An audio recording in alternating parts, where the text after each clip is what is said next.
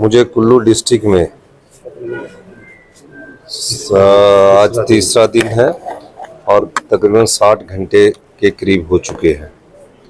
मुझे खुशी इस बात की है, मैं सभी अधिकारियों का, पुलिस प्रशासन का धन्यवाद करना चाहता हूं और पुलिस बिजली विभाग के और पानी के सभी लोगों का, अधिकारियों का धन्यवाद करना चाहता हूं कि 48 घंटे में पहाड़ की स्थिति को देखते हुए हमने टेम्परेरी बिजली भी बहाल कर दी है, पानी भी बहाल कर दिया है, मोबाइल कनेक्टिविटी भी बहाल कर दी है और तकरीबन 70,000 पर्यटकों में से 60,000 पर्यटकों को हमने यहाँ से सेफली निकाल दिया है। इससे पहले भी बाढ़ आई होगी और इससे पहले भी कई बार बिजली की बातें आपके यहाँ से होगी, पानी के। कभी आपने इतना स्पीड अप काम देखा है? क्योंकि पूरे क्षेत्र में हमने कुल्लू के अरे परे लगे हुए जो हमारे कर्मचारी थे उनको लाया गया और तकरीबन 1000 कर्मचारी इन्होंने युद्ध स्तर पर इस कार्य को किया और इस कार्य को करने के बावजूद मुझे इस बात की खुशी है कि हम जो सोच कर आए थे वो सफल हुए। अब मैं थुनाग जाऊंगा और उसके बाद रिकांगपिओ में बादल फटा है, वहाँ 110 के करीब पर्यटक है, उनका रेस्क्यू ऑपरेशन चल रहा है, उनको भी लेने जाऊंगा। और मुझे इस बात को भी कहना है कि जब मैं सुबह यहाँ बैठा हुआ था, मेरे पास जगत नेगी जी और संजय अवस्थी जी बैठे हुए थे और जब मुझे फ़ोन आया कि एयरफोर्स की इनएबिलिटी है क्योंकि वहाँ लैंडिंग पैड नहीं था और पर उन्होंने बड़ी मुश्किल से 7 को रेस्क्यू किया था। जब लैंडिंग पैड नहीं था उन्होंने बोला कि ये जीवन के लिए खतरा है अगर हम वहाँ उतरेंगे। तो हमने फैसला किया कि क्या करना चाहिए। मैंने फैसला किया कि मैं चंद्रताल खुद देखना चाहता हूँ और उसमें हमारे साथ सुंदर ठाकुर जी, सब लोग, संजय अवस्थी जी गए और मैंने फैसले में कहा कि चाहे मुझे वहाँ जाना पड़े तो मैं चंद्रताल जाऊँगा, क्योंकि वहाँ से जो रिपोर्ट आ रही थी तकरीबन 250 के करीब पर्यटक वहाँ फंसे हुए थे, महाराष्ट्र, कर्नाटका और पुणे, इन सब जगह के। उनमें बड़ी पैनिक थी कि हमारी जान बचेगी कि नहीं बचेगी। लेकिन मैं धन्यवाद करना चाहता हूँ कि हेलीकॉप्टर के अंदर ही जगत नेगी जी ने कहा, जिनकी उम्र 65 साल है, संजय अवस्थी जिनकी उम्र 55 साल है, उन्होंने कहा, सुंदर ठाकुर जी ने भी कहा, पर मैंने कहा कि आप लोग कहते हम जाते हैं। और कल रात 2 बजे 3 जेसीबी को लेकर वो चंद्रताल पहुंच गए। सुबह वो 7 बजे चले। थोड़ी एक गाड़ी बर्फ -4 डिग्री टेम्परेचर में गाड़ी जमी हुई थी, थोड़ी एक गाड़ी थोड़ी नीचे गिरी ही, उसको भी उन्होंने निकाला, किसी की चोट होने की नहीं है। पहला जत्था वहाँ से निकालकर तकरीबन 60 लोगों का, वो क्योंकि 1 किलोमीटर चलने में 1.25 घंटा लग रहा है, वो लोसर पहुँचा देंगे। ये सबसे बड़ी खुशी की बात है। 4 जत्थों में वो लोग होंगे।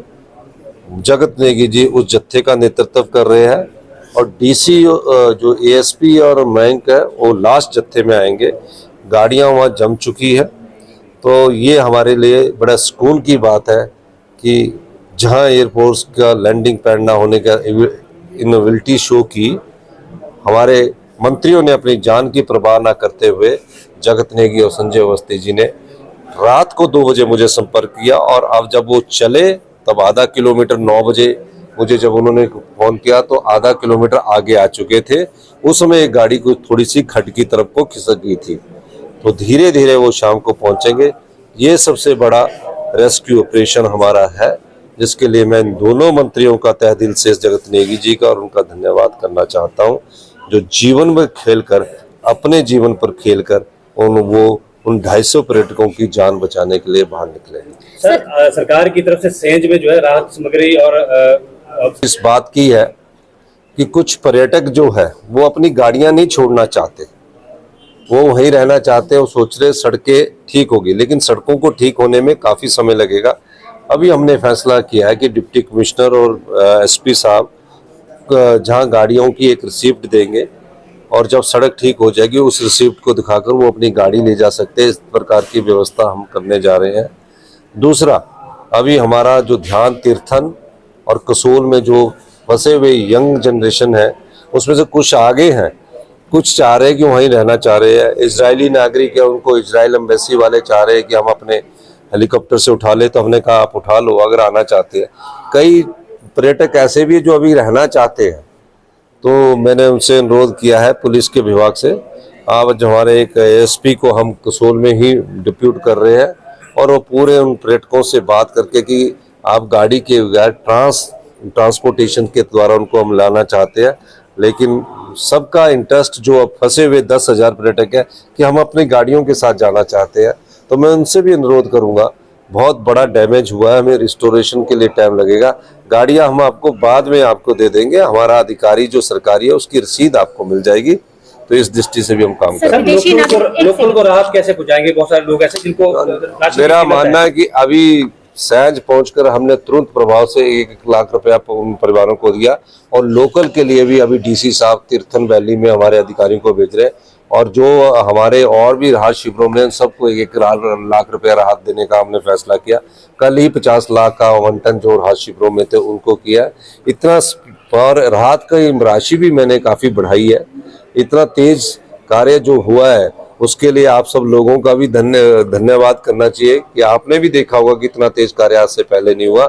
उसके बाद अभी मैंने जल शक्ति मंत्री को भेजा, यहाँ पीडब्ल्यूडी मंत्री को भेजा कि आप लॉस का असेस करो कहाँ है, उन सबकी ड्यूटी लगाई है और मैं खुद आज यहाँ से सारा राहत देखने के बाद आज मैं निकल रहा हूँ। आप सब लोगों ने हमारा साथ दिया, बहुत बहुत इजराइल एम्बेसी से कोई सूचना आई है? इजराइल 14 विदेशी सैलानी फंसे हुए हैं। नहीं, इजराइल देखिए सारे विदेशी सैलानी, सबसे पहली बात तो सब ठीक है, कोई ऐसा नहीं है। अब कई एम्बेसी वाले सोच रहे हैं कि हम खुद निकाल ले, तो हमने इजराइल एम्बेसी वालों को लॉ कर दिया है कि आप खुद निकाल सकते हैं। उसमें से कुछ इजरायली जो थे कल कसोल थाने में भी बैठे हुए थे, तो उन्होंने कुछ जाना भी नहीं चाहते। अब समस्या ये भी ना, कुछ जाना भी नहीं चाहते, तो कुछ जो जाना चाहते हैं हमने सबको लॉ कर दिया कि अगर आप अपने हेलीकॉप्टर के माध्यम से ले जाना चाहते तो ले जाइए, नहीं तो सरकार जो सुविधा उनके पास गाड़ी की है उसमें हम लोग देखिए। अभी तो मेरे को सबने फोन दे के आश्वासन दिया है, अब मैं शिमला जाकर ही अंदाजा लगा सकते हैं कि कितना नुकसान हुआ। उसके बाद हम इंटरिम रिलीफ के लिए उनसे बात करेंगे। अभी मुझे इस बारे में कोई जानकारी प्राप्त नहीं।